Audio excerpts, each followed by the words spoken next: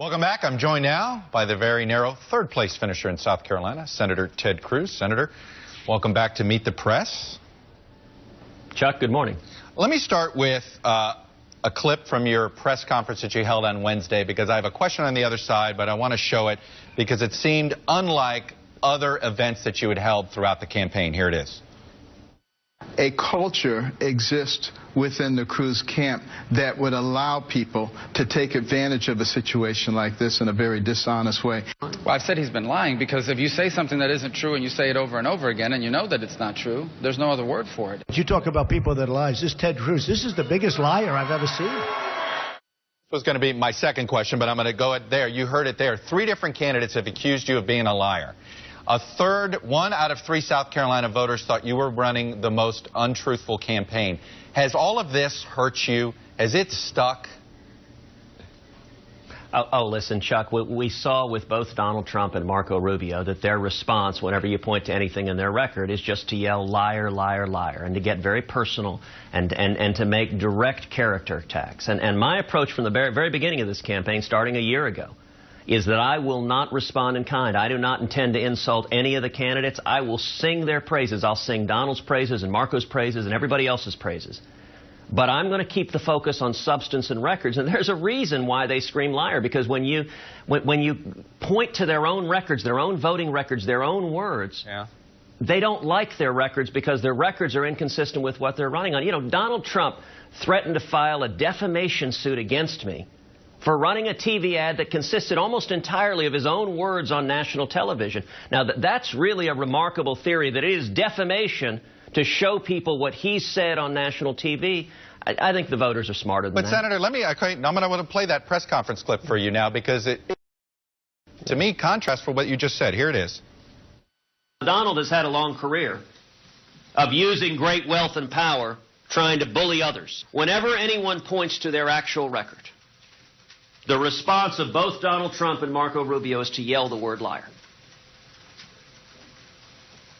Whenever anyone does, as this ad does, plays the actual words of Donald Trump on national television, his response is to yell liar. Their strategy is simply to yell liar, liar, liar.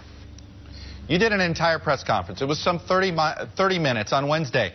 You weren't talking about the issues that you normally do talk about on the trail. You weren't the happy warrior that you just described yourself as being. It seemed as if you allowed yourself to essentially let Trump and Rubio so get under your skin that you focused on them and you've lost focus on your own message.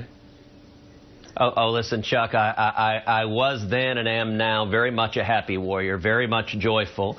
That press conference was simply discussing the facts, was laying out the actual facts, not engaging in character attacks myself, just putting out here are the facts, here are the evidence. I noted, for example, that both of them were relying on fabrications. For example, Donald Trump tweeted out to the world a quote allegedly from Senator Tom Coburn impugning my honesty. Within hours, Tom Coburn came out publicly and said that quote was an utter fabrication. And I said it's really remarkable to see 2 candidates, Trump and Rubio, making things up and putting things out for which there is no evidence and no basis. But listen, Chuck, the important thing is we had an incredible evening last night. Last night, what we saw happen in South Carolina, particularly when you put Iowa, New Hampshire, South Carolina together, 2 things have happened. Number one, there is now only one strong conservative in this race who can win, and we see conservatives continuing to unite behind our campaign. But number 2, for anyone who doesn't believe that Donald Trump is the best candidate to go head-to-head with Hillary Clinton in November, and that's about 70% of Republicans nationwide who don't think Donald Trump is the right guy, our campaign is the only campaign that has beaten Donald Trump and that can beat Donald Trump. So what we're seeing is we're seeing Republicans coming to us in incredible numbers, going to TedCruz.org, signing up, volunteering, contributing. You finished 3rd in a state with the highest evangelical turnout that we've seen yet. And you finished 3rd. That sort of doesn't support what you just said, that conservatives are coming together and rallying to your cause. So, Chuck, our path to victory from the beginning was always do well in the first 4 states and then have a strong, strong night on Super Tuesday coming up on March 1st. In Iowa, everyone in the press said we couldn't win. We won an overwhelming victory in Iowa.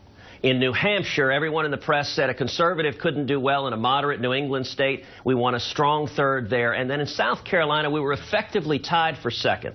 A week ago, Donald was 20 points ahead. We closed that gap. And what we saw there were a number of very encouraging things. For one thing, we won young people in South Carolina. Our campaign was in first place with young people. By the way, we won young people in Iowa as well, and we were in second place with young people in New Hampshire. One of the things we're seeing is young people who are optimistic, who want a future, who want our constitutional rights, are coming to our campaign. And if you want to beat Donald Trump, you know, one of the clearest indications of who can beat Trump is Donald spends every waking moment attacking me. He doesn't attack any other candidates because his campaign views us as the only real threat to him. And that's why we're seeing so many people come around and say, listen, we want a real conservative. We don't want a Washington deal maker who will support Democrats and cut deals to grow government and give in to the cronyism and corporate welfare. Very quickly, are you going to beat Donald Trump in Texas on March 1st? I certainly hope so. We're going to work hard to do so. I got to tell you, Texas, I love Texas. I can't wait in a couple of days to be home to the great state of Texas. It'll be wonderful to sleep in my own bed. Must win, I take it, for you? Look, we hope we do well. I believe we will do well. We've got an amazing team in Texas. I love Texans, and Texas is clearly the crown jewel of Super Tuesday. We believe we're going to do very, very well in Texas, and we're going to do very well across Super Tuesday, and we're headed right now, in just an hour, we're headed to Nevada to go and work to earn votes there. Well, speaking of the road to Super Tuesday, that's what I'm dealing with next. Anyway, Senator Ted Cruz, thanks for coming on. Stay safe on the trail, sir. Thanks, Chuck. You too.